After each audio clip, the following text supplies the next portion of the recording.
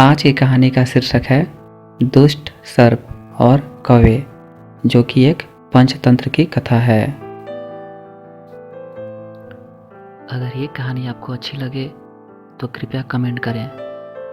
आप इस चैनल पर अगर नए हैं तो कृपया इसे सब्सक्राइब कर लें, ताकि ऐसे ही कहानियों से हम आपका मनोरंजन करते रहें। तो आइए कहानी शुरू करते हैं। एक जंगल में एक बहुत पुराना बरगद का पेड़ था। उस पेड़ पर घोंसला बनाकर एक कौवा कौवी का जोड़ा रहता था। उसी पेड़ के खोखले तने में कहीं से आकर एक दुष्ट सर्प रहने लगा। हर वर्ष मौसम आने पर कौवी घोंसले में अंडे देती और दुष्ट सर्प मौका पाकर उनके घोंसले में जाकर अंडे खा जाता। एक बार जब कौवा व कौवी जल्दी भोजन पाकर शीघ्र ही लौट आए तो उन्होंने उस दुष्ट सर्प को अपने घोंसले में रखे अंडों पर झपटते देखा। अंडे खाकर सर्प चला गया।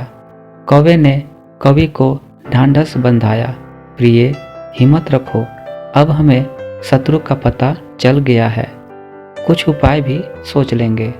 कौवे ने काफ़ी सोचा विचारा और पहले वाले घोंसले को छोड़ उससे काफ़ी ऊपर टहनी पर घोंसला बनाया और कौवी से कहा, यहाँ हमारे अंडे सुरक्षित रहेंगे। हमारा घोंसला पेड़ की चोटी के किनारे निकट है और ऊपर आसमान में चील मंडराती रहती है। चील सांप की बैरी है। दुष्ट सर्प यहाँ तक आने का साहस नहीं कर पाएगा। कौवे की बात मानकर कौवे ने नए घोंसले में अंडे दिए, जिसमें अंडे सुरक्षित रहे और उनमें से बच्चे भी निकल आए। उधर सर्प उनका घोंसला खाली देखकर यह समझा कि उसके डर से कौवा कौवी शायद वहां से चले गए हैं, पर दुष्ट सर्प टोह लेता रहता था। उसने देखा कि कौवा कौवी उसी पेड़ से उड़ते हैं और लौटते भी वहीं हैं। उसे यह समझते देर नहीं लगी कि उन्होंने नया घोंसला उसी पेड़ पर ऊपर बना रखा है। एक दिन सर्प खो से निकला और उसने कौवों का नया घोंसला खोज लिया। घोंसले में कौवा दंपति के 3 नवजात शिशु थे। दुष्ट सर्प उन्हें एक एक करके घपाघप निगल गया और अपने खोह में लौटकर डकारे लेने लगा। कौवा व कौवी लौटे तो घोंसला खाली पाकर सन्न रह गए। घोंसले में हुई टूट फूट व नन्हे कौवों के कोमल पंख बिखरे देखकर वह सारा मांजरा समझ गए। कौवी की छाती तो दुख से फटने लगी। कौवी बिलख उठी, तो क्या हर वर्ष मेरे बच्चे सांप का भोजन बनते रहेंगे? कौवा बोला, नहीं, यह माना कि हमारे सामने विकट समस्या है, पर यहाँ से भागना ही उसका हल नहीं है। विपत्ति के समय ही मित्र काम आते हैं। हमें लोमड़ी मित्र से सलाह लेनी चाहिए। दोनों तुरंत ही लोमड़ी के पास गए। लोमड़ी ने अपने मित्रों की दुख भरी कहानी सुनी। उसने कौवा तथा कौवी के आंसू पोंछे। लोमड़ी ने काफ़ी सोचने के बाद कहा, मित्रों, तुम्हें वह पेड़ छोड़कर जाने की ज़रूरत नहीं है। मेरे दिमाग में एक तरकीब है जिससे उस दुष्ट सर्प से छुटकारा पाया जा सकता है। लोमड़ी ने अपने चतुर दिमाग में आई तरकीब बताई। लोमड़ी की तरकीब सुनकर कौवा कौवी खुशी से उछल पड़े। उन्होंने लोमड़ी को धन्यवाद दिया और अपने घर लौट आए। अगले ही दिन योजना अमल में लानी थी। उसी वन में बहुत बड़ा सरोवर था। उसमें कमल और नरगिस के फूल खिले रहते थे।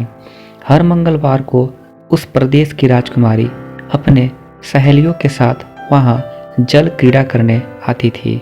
उनके साथ अंगरक्षक तथा सैनिक भी आते थे।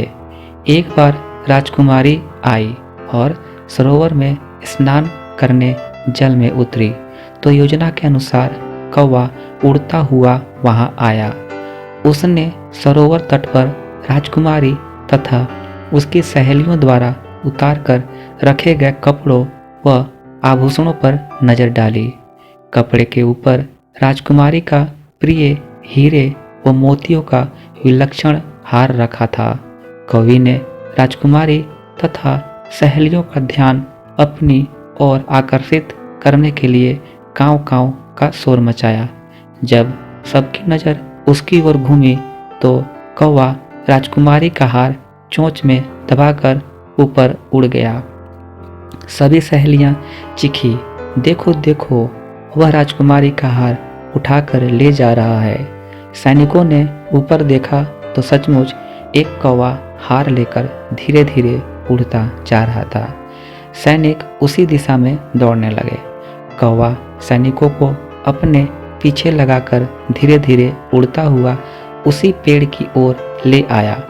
जब सैनिक कुछ ही दूर रह गए थे तो कौवे ने राजकुमारी का हार इस प्रकार गिराया कि वह सांप वाले खो के भीतर जा गिरा। सैनिक दौड़कर खो के पास पहुंचे। उनके सरदार ने खो के भीतर झांका।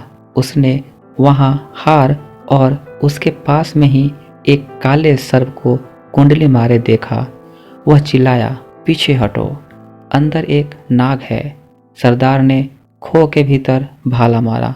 सर्प घायल हुआ और फुफकारता हुआ बाहर निकला।